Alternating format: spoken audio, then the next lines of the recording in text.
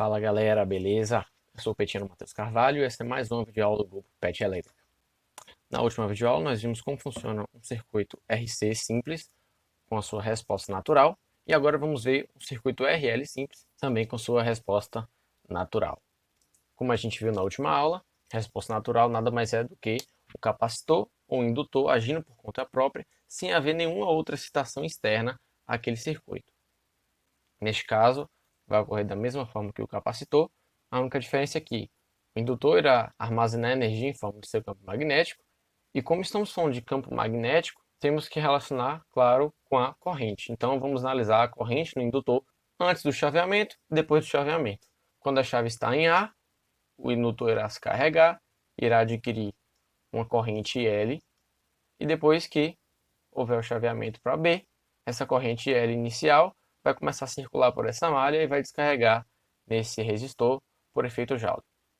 Então vamos começar logo nossa análise e ver qual é a resposta natural para um indutor neste circuito aqui.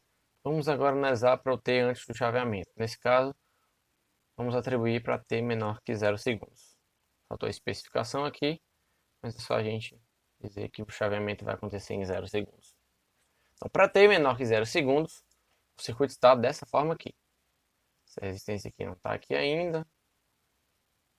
Vou tirar isso aqui. Está conectado assim. Bom, deixando esse circuito rolar por muito tempo, ou seja, quando a gente estiver em regime permanente, se vocês lembrarem bem, em regime permanente, o indutor se comporta como um curto-circuito. Então, inicialmente, ele vai ter uma tensão VL, e essa tensão VL vai tender a zero, ou seja, ele vai virar um curto-circuito. Então, vamos colocar um curto-circuito aqui. Claro que a gente teria que olhar essa corrente IL continua aqui. Porque o que interessa para a gente do indutor é a sua corrente. Bem, se a gente tem um curto em paralelo com a resistência, toda a corrente gerada por essa fonte I0 aqui vai optar passar por esse curto. Então essa resistência aqui ela vai ser eliminada porque nada de corrente vai passar por essa resistência. Então a gente pode concluir de cara aqui IL antes do chaveamento é o próprio I0. Tal qual a gente viu, indutor não varia corrente instantaneamente. Portanto, para um momento infinitesimal antes do chaveamento, a corrente era I0 e também vai ser a mesma corrente I0 um instante após o chaveamento. Então a gente conclui que IL de 0 é o próprio I0. Essa é a nossa condição inicial que a gente vai ter que usar posteriormente. Então essa é a corrente inicial do indutor, é a corrente que ele possui para descarregar em um circuito, vamos dizer assim. Vamos só guardar nossa informaçãozinha aqui, que L0 é I0. Agora vamos olhar para T maior ou igual a zero, ou seja, T após o chaveamento. Quando ocorrer o chaveamento, não vai existir nada desse lado desse circuito aqui. Vai ficar tudo em aberto. Então, o que vai restar para a gente vai ser esse pedaço do circuito aqui. Tal qual fizemos para o capacitor, aqui podemos fazer tanto análise nodal quanto análise de malhas. Como para o circuito RC fizemos análise de malhas, dessa vez vamos fazer por análise nodal. Então, vamos analisar este nó aqui e vou atribuir uma corrente para baixo aqui. Vou chamar de corrente IR. Bem, para fazermos a análise deste nó aqui, a gente precisa dar um nome para ele. Se a gente olhar bem aqui, nós temos aqui os dois terminais do nosso indutor, cuja tensão é a tensão do indutor, VL. Lembrando, a corrente tem que ir do mais para o menos, pois o indutor é um elemento passivo, tal qual o resistor ou um capacitor. Então eu vou chamar este nó aqui de cima de nó VL. Pela soma das correntes de Kirchhoff, a gente tem que, para o nó VL, nós vamos ter a corrente IL que sai, então menos IL, e a corrente IR que sai também. Então, menos IR, isso é igual a zero. Porém, essa corrente IR nada mais é do que a tensão sobre os terminais do resistor dividido por esta resistência R aqui. Então, já passando para o outro lado para trocar os sinais, a gente vai ter aqui IL mais VL sobre R é igual a zero. Pronto, agora temos tudo em função de corrente e tensão no indutor. Se a gente lembrar também, a gente sabe que VL é igual a L dIL dt. Então, fazendo essa substituição, a gente vai ter por fim que L dIL dt dividido por R, então vou colocar esse R aqui embaixo, mais IL, isso tem que ser igual a zero. Novamente, para a gente poder resolver nosso CDO, temos que deixar o termo da derivada igual a 1. Então, vou dividir todo mundo por L sobre R, e a gente vai ter, por fim, dIL dt mais R sobre L vezes IL, isso tem que ser igual a zero. Tá aqui a nossa DO para a resposta natural deste indutor nesse circuitinho aí. Novamente, para a gente resolver esse DO, a gente pode fazer a separação de variáveis. Lembrando que o método de resolução de EDOs por Laplace virá em aulas posteriores. Então, continue ligado aí no canal. Então, vamos fazer essa separação de variáveis aqui. Vamos ter dL dt, que é igual a menos R sobre L, e L. Temos que deixar tudo referente a IL de um lado, tudo referente a T do outro. Então, vamos ter dIL, que multiplica 1 sobre L, que é igual a menos R sobre L, vezes dt. Integrando nos dois diferenciais, a gente vai ter ln de IL, mais uma constante de integração, que é igual a menos R sobre L, vezes T, mais uma outra constante de integração. Ao juntar essas duas constantes, vai dar uma outra constante. A gente vai ter ln de L, que é igual a menos R sobre L, vezes T, mais uma constante 3. E aplicando a exponencial em ambos os lados, a gente vai ter, por fim, que IL é igual a exponencial de menos T dividido por L sobre R, joguei a fração aqui para baixo, vezes exponencial dessa constante 3 aqui. Exponencial de uma constante, também uma constante. A nossa resposta final para IL de T é, então, exponencial de menos T sobre L sobre R, vezes K, onde K é uma constante. Tranquilo, essa é a resposta da nossa DO. Porém, agora precisamos saber quem é essa constante K. E é aqui que utilizaremos nossa condição inicial, onde IL de zero era igual a I0. Aplicando IL0 aqui, a gente vai ter que L0 é exponencial de zero vezes K. Exponencial de zero é 1, então isso é igual a K.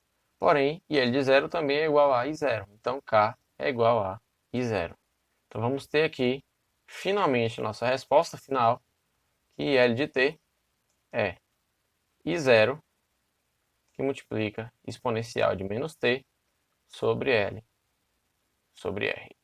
Essa aqui é a nossa corrente do nosso indutor. Para acharmos a tensão no nosso indutor, a gente sabe que VL é igual a L dIL dt. L é a indutância própria do indutor, então a gente vai ter que VL vai ser igual a L, que multiplica a derivada dessa corrente. Então, I0 é uma constante, vezes a derivada de uma exponencial no tempo. Vamos pegar tudo que está multiplicando esse t e descer. Então, a gente vai ter menos R sobre L, vezes essa exponencial, que continua aqui. L pode cortar com L. A nossa tensão no indutor no tempo, lembrando que para t maior que zero, tanto a tensão quanto a corrente, vai ser menos R vezes I0, que multiplica a exponencial de menos t sobre L sobre R. Então, beleza, essa é a nossa resposta natural para indutor, aqui para t maior que zero. Para t menor que zero, a gente viu que L é igual a I0. Agora vamos analisar a tensão e a corrente no resistor. Como as duas correntes foram atribuídas para baixo e os dois componentes são passivos, então tanto a tensão VL quanto a tensão VR estão voltadas para os mesmos lados. Então, podemos concluir que VL é igual a VR.